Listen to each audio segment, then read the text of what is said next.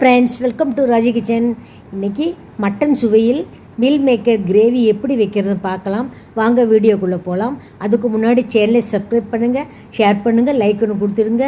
இது சப்பாத்தி, பூரி, புரோட்டா எல்லாத்துக்குமே இந்த தொட்டு சாப்பிட்டா சூப்பராக இருக்குங்க. இது 1.5 கப்பு மீல் மேக்கர் எடுத்துட்டேங்க. எடுத்து நல்லா அது முழுகிற அளவுக்கு தண்ணி ஊற்றி நல்லா 2 கொதிக்க வச்சுட்டேன். இதில் 1/4 ஸ்பூன் உப்பு போட்டு நல்லா கலந்து விட்டுட்டு கொதித்து வந்தவொடனே வெந்து போச்சு பார்த்தீங்களா. இப்போ இது நல்லா வடிகட்டி தண்ணியை வடிகட்டிட்டு பச்சை தண்ணி ஊற்றி நல்லா அலசிட்டு கையில் புழிஞ்சு எடுத்து வச்சுக்கோங்க.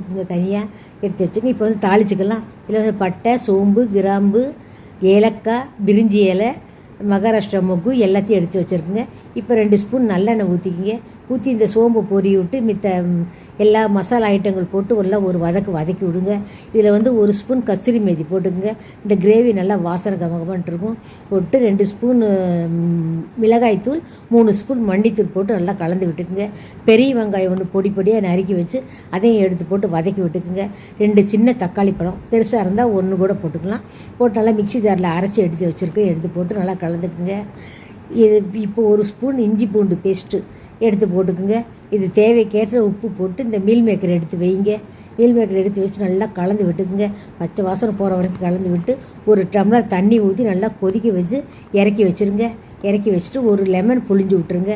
அப்போ தான் நல்லா டேஸ்டியாக இருக்கும். லெமன் புழிஞ்சு விட்டு கொஞ்சம் கொத்தமல்லி தழை பொடியாக நறுக்கி அதுக்கு மேலே போட்டுருங்க. இது தூவி விட்டிங்கன்னா ரொம்ப அழகாக இருக்கும். பார்க்குறதுக்கும் சாப்பிட்றதுக்கும் நல்லா டேஸ்டியாக இருக்குங்க. செஞ்சு பார்த்துட்டு கமெண்ட் பண்ணுங்கள். Thank you friends.